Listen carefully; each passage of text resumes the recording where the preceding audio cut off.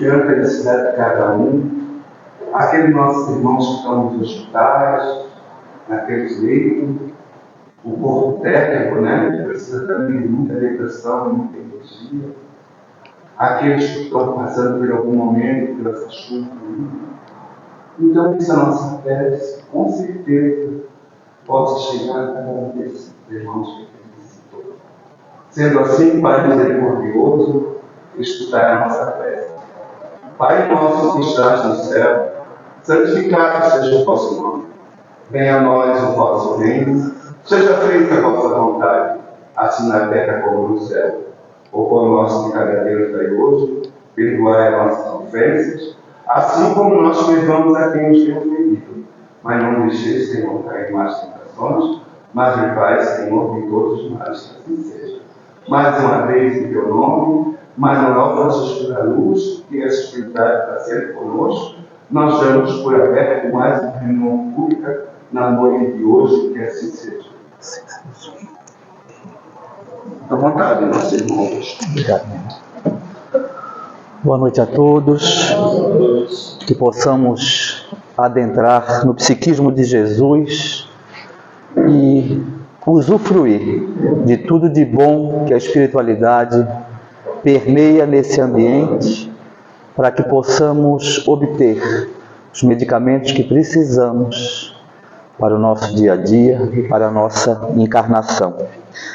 Comumente a gente ouve falar, quando iniciamos uma palestra, principalmente para falar alguma coisa sobre os evangelistas e suas escrituras, no tempo de Jesus, quando a gente vai explicar as passagens do Mestre. Isso começou a me incomodar, eu comecei a pensar sobre isso, e eu percebi um erro de sincronicidade nosso. Jesus sempre será do nosso tempo.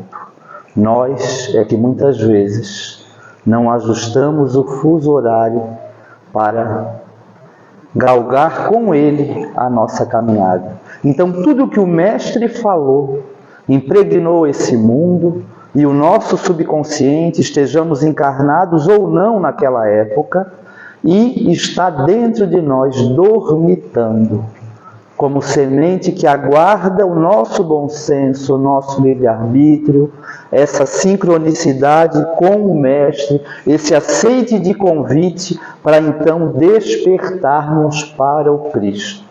E nessa passagem de Lucas, que é uma das últimas do seu Evangelho, uma passagem que não é muito grande, eu até acho ela nem média, mas pequena, é de uma significação para os nossos espíritos que nós não podemos ainda apreender. Então, volta e meia, eu retorno com essa palestra para que eu possa também ver como anda o meu caminho. Nessa passagem, Lucas fala que alguns dias após o desencarne do Mestre, os seus discípulos, e isso foi outra coisa que me chamou a atenção, ele não mencionou seguidores. E os Espíritos de Luz falam que nós somos pequeninos apóstolos do Cristo. E para ver como toda essa família de espíritos que coordena a marcha evolutiva do orbe fala uma só língua, lá Lucas já falava isso. Apóstolos do Cristo caminhavam em direção a Emaús. Ele podia falar seguidores, mas não. E eu acredito que nada está por acaso ali. Então, o primeiro despertar nosso seria nos entendermos como apóstolos, ainda nas idades iniciais aí da escola do Cristo, mas já tendo possibilidade, assim como a criança que faz um rabisco e o pai se agrada, com certeza, qualquer ensaio de lucidez dos nossos espíritos, dentro da caridade e do amor, fará uma grande alegria aos bons espíritos, ao Mestre e à divindade que nos criou. Eis que então, dias após o desencarne do Cristo, apóstolos dele saem de Jerusalém e vão em direção a Emaús. Para que a gente entenda, Jerusalém significa temor a Deus. e Emaús, banhos quentes.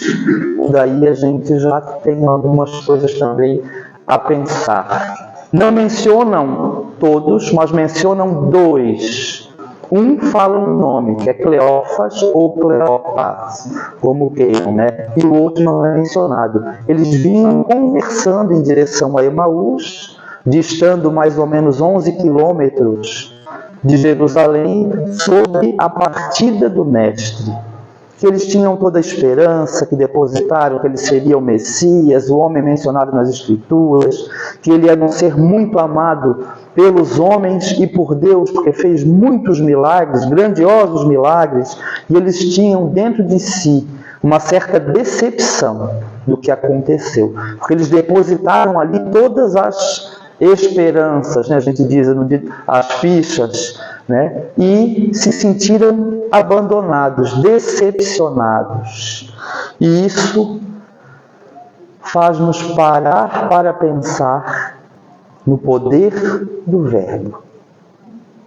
Tudo que a gente fala impregna o fluido cósmico universal e pode nos ajudar ou nos prejudicar vibratoriamente, aumentando a carga sobre os nossos ombros ou deixando os nossos pés mais leves na caminhada espiritual.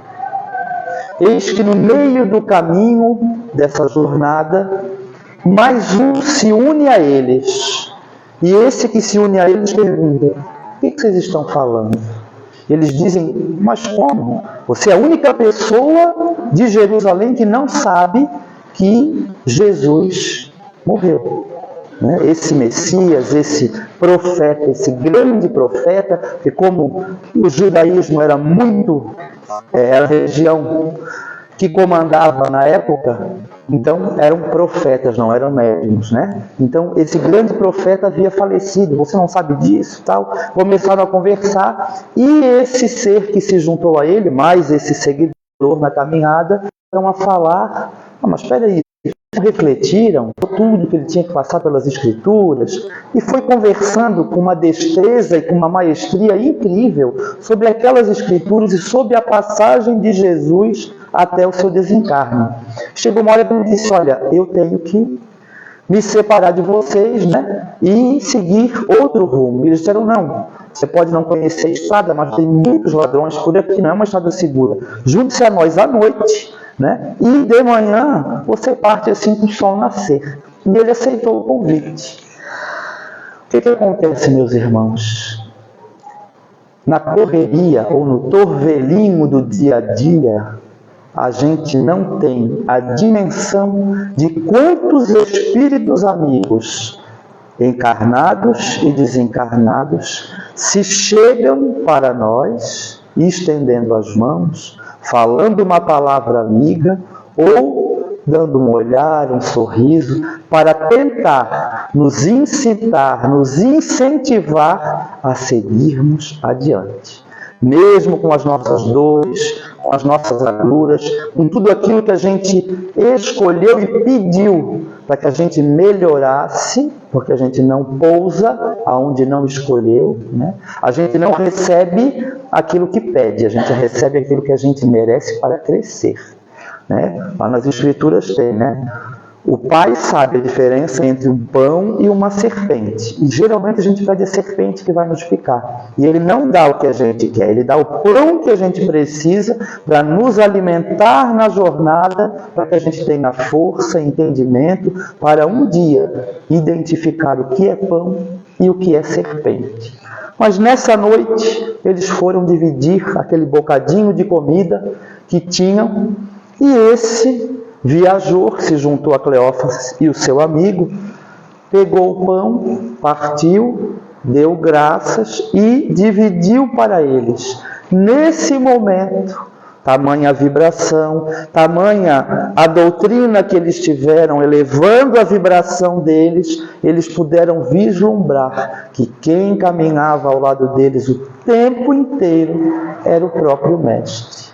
E eles não acreditavam na ressurreição do Mestre. E aí viram com os olhos preparados, iluminados pelo amor, pela conscientização diante das palavras do Mestre, e naquele vislumbre tão belo, o que eles fazem? Assim que podem, voltam a Jerusalém para falar que realmente o Mestre havia ressuscitado. E Jesus vai fazer as suas outras tarefas, né?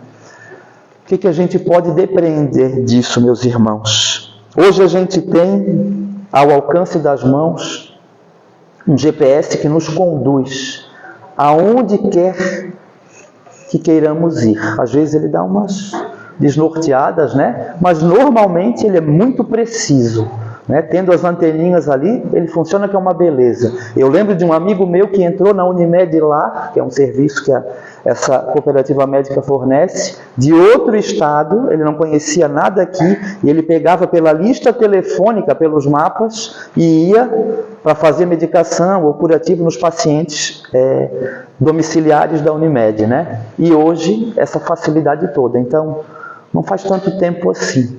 E olha o salto quântico de modernidade que a gente tem.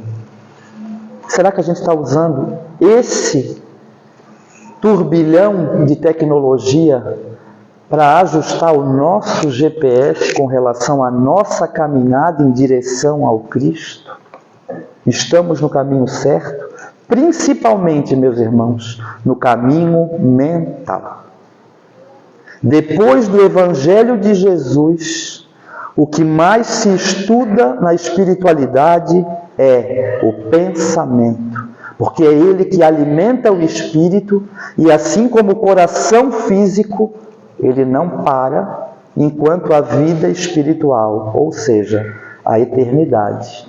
O nosso coração é só o ensaio, né? Ele, quando para, o corpo físico fenece e o espírito continua a jornadear. Agora, o pensamento é contínuo e alimenta os nossos espíritos.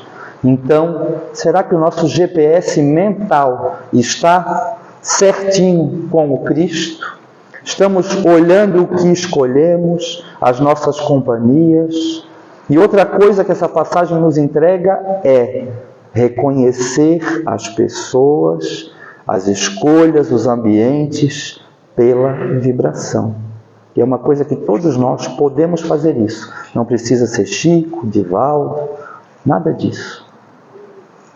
Tudo fala ao nosso coração. Quem nunca chegou num ambiente e ficou tonto, enjoado, dor de cabeça, ou abraçou uma pessoa e se sentiu triste, pesado. Então, a gente perde a noção de que somos seres espirituais vivendo aqui na Terra por um tempo. E a gente se desconecta dessas outras habilidades no percorrer o caminho reencarnatório.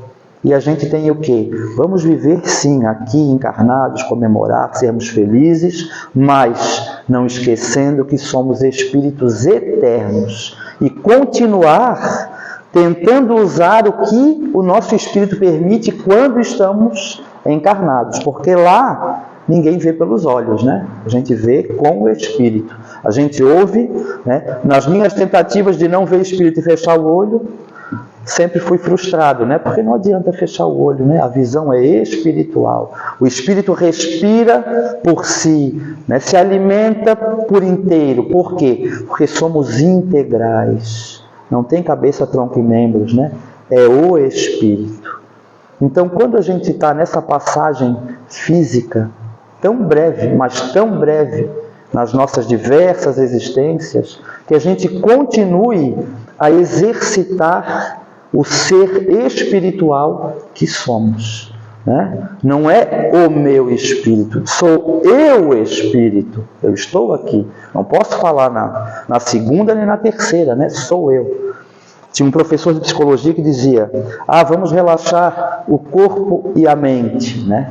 Quando encarnados, não tem como relaxar uma coisa sem relaxar outra. Se você não relaxa o corpo, a mente fica presa ao físico. Se você não relaxa a mente, o espírito, você fica preso ao corpo. Então, somos integrais e comandamos esse veículo para a nossa felicidade ou para escolhas infelizes. Muitas vezes reclamamos as dificuldades que estamos passando, mas a gente esquece que as escolhas são nossas. E mesmo respeitando o nosso livre-arbítrio, a espiritualidade segue a caminhar conosco. Nunca estamos sós, mas as companhias que escolhemos nos dizem respeito. Diz respeito ao meu pensar, à educação do meu pensamento e da minha fala. Existe um livro do espírito Miramês, se eu não me engano, uma tríade, Horizontes da Mente, da Vida e da Fala, que a família do Peixotinho cita que os pais deles, esqueci o nome da mãe agora, mas o Peixotinho e a esposa ensinavam para os filhos, eles ganhavam uma fruta, meu filho, segura essa fruta e faz um pensamento bem bonito, faz uma prece pela pessoa que te deu, seja grato espiritualmente. Primeiro, não vai gastar luz, correio, selo, nem nada, porque esse SEDEX espiritual é via fluido cósmico universal, é de coração para coração. Não depende de carteiro, o cachorro não vai morder se estiver solto. Isso é gratuito e a gente pode exercitar e mandar essas correspondências espirituais não só para aqueles que nos presenteiam com coisas boas, mas para aqueles também que a gente ainda não aprendeu a amar e que a gente precisa sim da distância, porque o perdão tem que ser verdadeiro e integral. Então, se eu ainda não consigo falar com aquele irmão, eu vou mentalmente dardeando ele, olha, eu estou tentando, te abre para mim, eu estou tentando me abrir para você, Começa a pedir perdão, começa a falar com o anjo da guarda, com o mentor daquele ser, olha, programa aí um encontrinho entre nós aí em cima, aí tudo é mais fluido, aí os meios são melhores, Se aqui é na máquina da datilografia, lá já passou do computador, então nos tornamos mais permeáveis sem o jugo da carne. E quando a gente volta desses encontros, de reconciliação, de perdão, nos liceus que existem lá, a gente volta no subconsciente com essas sementinhas de perdão, mas aquele perdão gostoso, que brota da alma e que liberta. Então deixa ir no caminho aqueles que a gente ainda não aprendeu a amar, porque com certeza teremos que viver com eles um dia para experienciar o perdão com testemunho. O que o mestre, o que Lucas querem também conversar conosco sobre a passagem de Emaús? É muito fácil, meus irmãos, fazer a caridade para estranhos. Quando eles saem de Jerusalém, por desespero, por decepção, é o reflexo do que nós fazemos, do abandono da nossa casa mental, quando a gente deixa os outros, a sociedade ou qualquer outro terceiro escolher por nós, tomar decisões violentando o nosso livre-arbítrio. Mas somos nós que permitimos. Então, eu falo essa passagem sempre, A gente tinha um grupo chamado Caravaneiros de Maria que levava comida para os moradores em situação de rua. E um dia a gente descobriu uma ação infeliz de um familiar que tomou conta de um dinheiro que não era dele. E o primeiro impulso é o quê? O instinto, Verborragia, E tem um médico lá que brinca muito conosco no hospital, dá aquela diarreia mental, a gente começa a falar besteirinha, e comigo não foi diferente. Peguei o telefone, mas como? Sem perceber que quantas vezes eu devo ter feito isso lá atrás, Porque se eu estou aqui, beleza, era noite de entrega de sopa e eu lá fazendo a sopinha, eis que daqui a pouco aparece o espírito da irmã Rosália, era uma das auxiliares espirituais que nos davam suporte na casa para o trabalho, e ela disse para mim assim: pode largar a sopa, porque hoje você não tem condições, você não está preparado para entregar a sopa. Eu disse, mas como? Está tão gostosa, mas já sentindo aquela puxada, né? Já a roupa branca já molhada de cozinhar, porque o xixi era grande. Ela disse, se você não está pronto para dividir e entregar o pão do perdão na sua família, você não está pronto para dar comida física para ninguém. Vamos dar o testemunho. Ou você é cristão, ou você não é cristão. E mais uma vez ela disse, nós somos unos. As máscaras caem. A nossa identidade espiritual não tem disfarce físico de matéria. Nós somos o que somos, vibração. Então naquela noite eu me recolhi em prece, mas fui bem lá atrás, escondidinho, disse, vocês mexam a sopa. Por quê? Porque a gente foge do que é principal na nossa encarnação. Primeiro, nós olhar para o nosso espírito despido, entendendo o nosso lugar nessa caminhada de Emaús e o nosso lar. O seio familiar é a primeira tarefa da reencarnação depois do nosso espírito, é claro. E comumente a gente deserta. E isso é mais comum, agora vamos ser feministas, com os homens. Se a gente pegar o histórico aí do espírito que reencarna no masculino, geralmente o pai abandona. A mulher fica doente, o homem abandona. Pega um filho em condição especial, o homem abandona. Somos poucos a dividir de verdade os compromissos espirituais familiares. E o Chico nos trouxe isso, né? Dizendo que no umbral tinham mais papais do que mamães, né? Mais homens do que mulheres. Não sei como é que está a porcentagem agora com esse libertarismo todo, né? Vale um senso novo aí. Mas o que eu quero dizer é isso, meus irmãos. Se na primeira decepção, assim como Cleófas e seu amigo, eu saio da minha casa mental e abandono o meu corpo, abandono as minhas escolhas, abandono o meu trajeto reencarnatório, vão ser escolhas infelizes. Se na primeira dificuldade no lar, eu troco, como eu troco de roupa, a parceira, o parceiro, né? Só mando a pensãozinha e deixo meu filho se virar no mundo, a escola educa, e não, a escola escolariza, a família educa. Né? E hoje a gente vem transferindo isso, escola não educa ninguém, a escola escolariza, alfabetiza, e mesmo assim a gente ainda tem que dar suporte em casa. A educação é nossa. Primeiro que é muito difícil educar um filho que é emprestado para nós na encarnação, porque ele já vem com toda a índole espiritual dele. Quero, mas não posso, sei, mas não quero, às vezes quero, mas sei que não devo, né?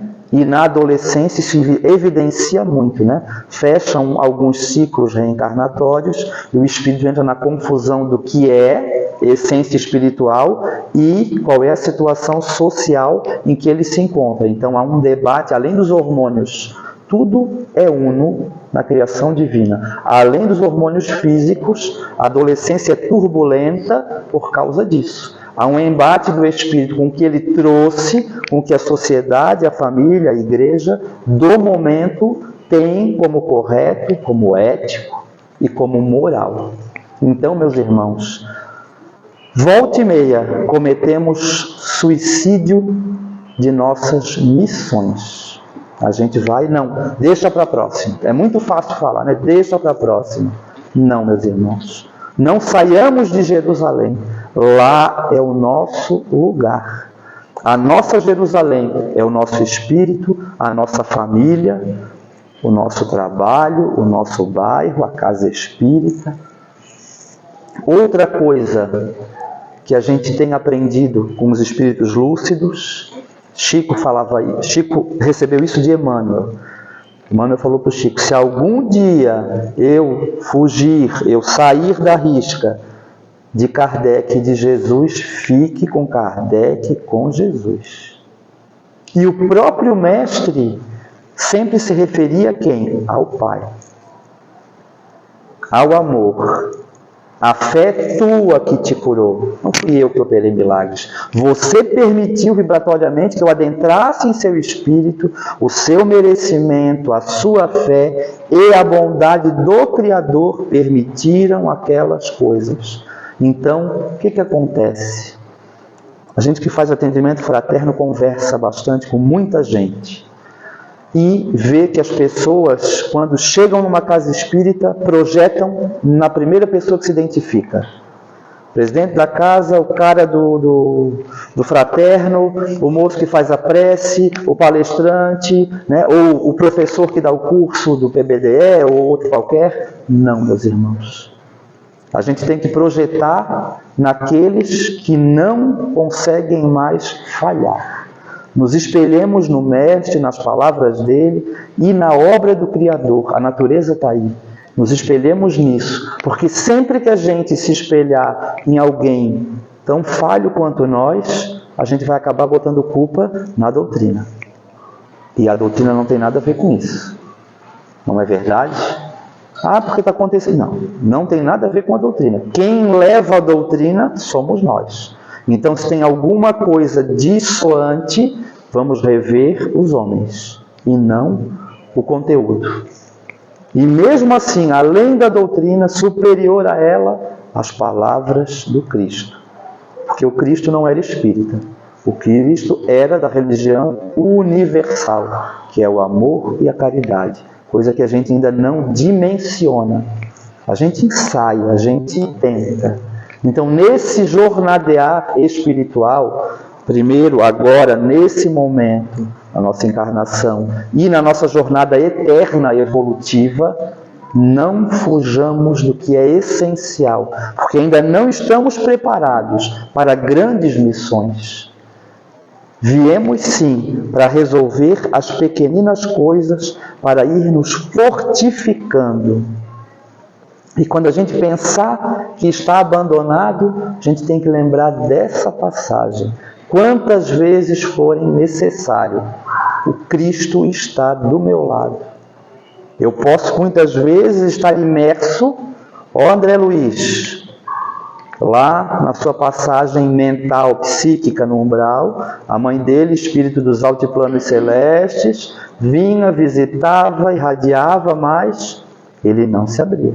Ele não via a mãe, as preces eram depositadas nele, aquilo fica, aquilo se somatiza, auxilia, mas ele está inconsciente no processo, assim como estavam Cleófas e assim como muitas vezes a gente oscila no caminho e se torna inconsciente. E quando eu me torno inconsciente, eu abandono os planos.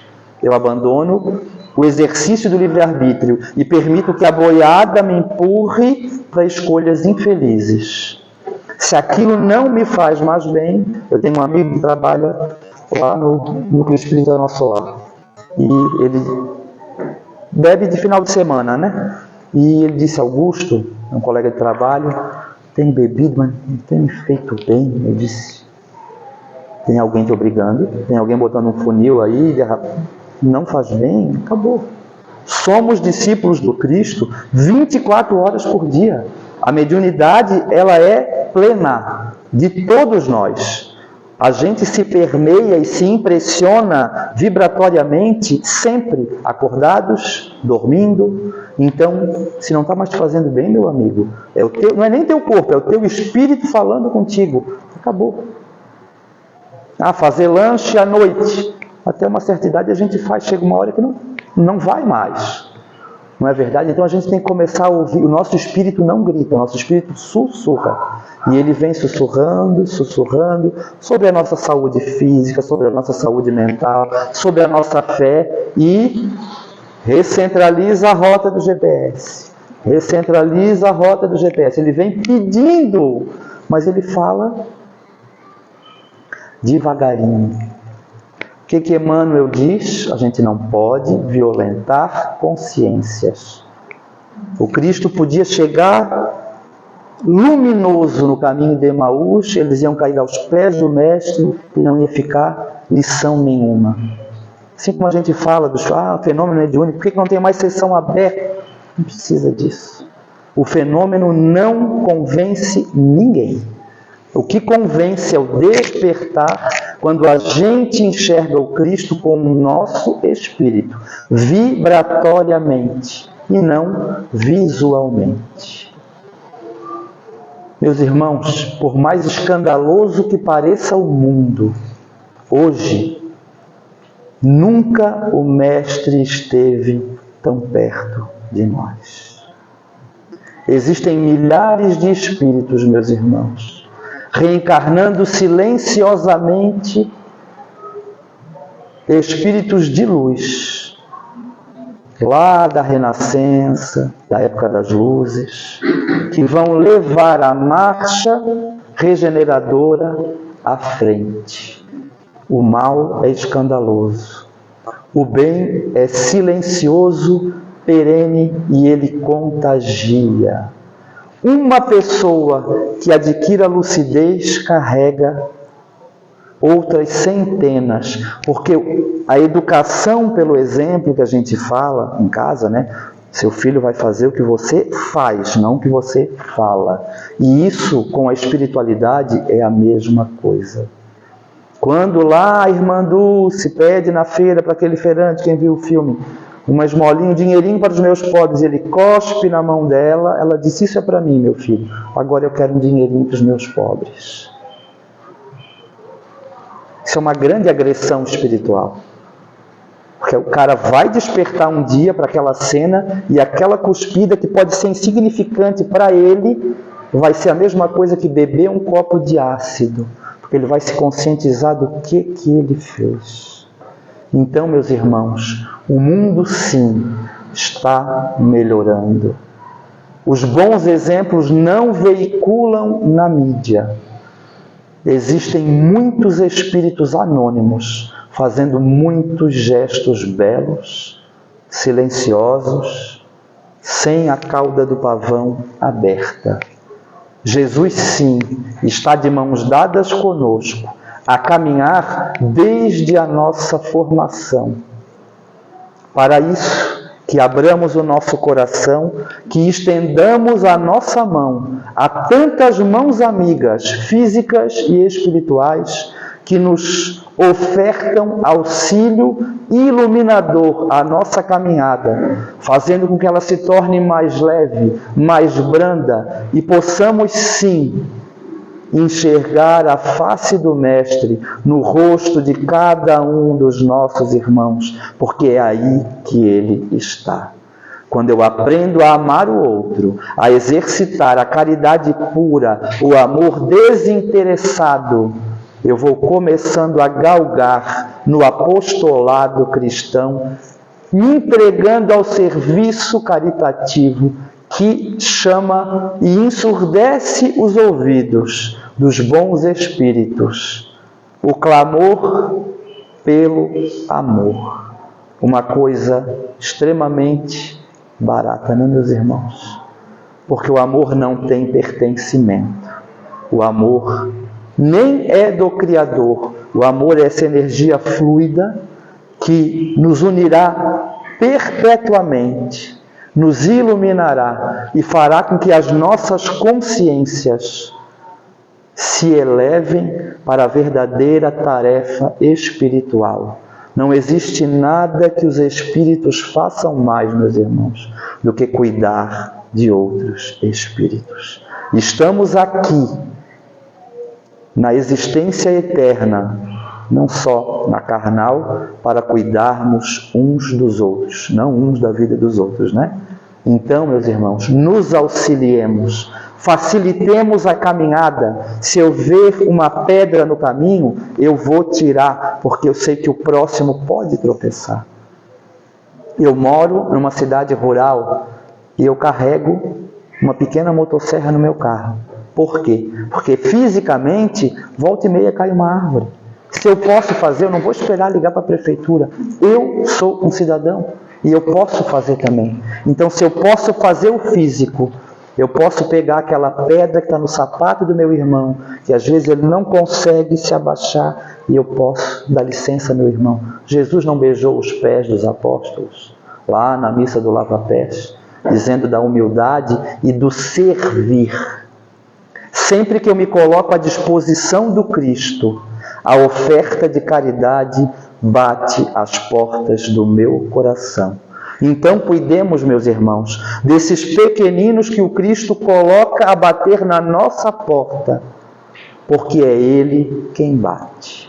Uma boa noite a todos, que não nos percamos no caminho e que, de mãos dadas com o Mestre, aceitando o convite, em definitivo, sejamos como Paulo de Tarso. Que um dia a gente possa se confundir se somos nós ou se é o Mestre agindo através de nós. Uma boa noite a todos, meus irmãos.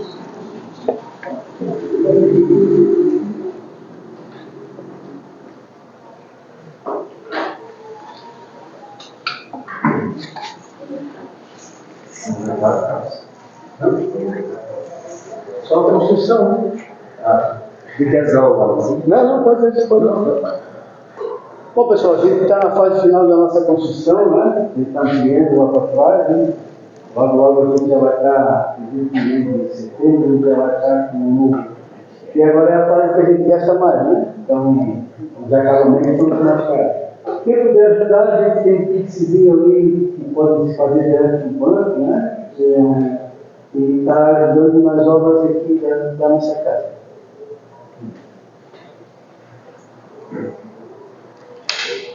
Zé, nós só podemos a palestra que foi ali, isso, né?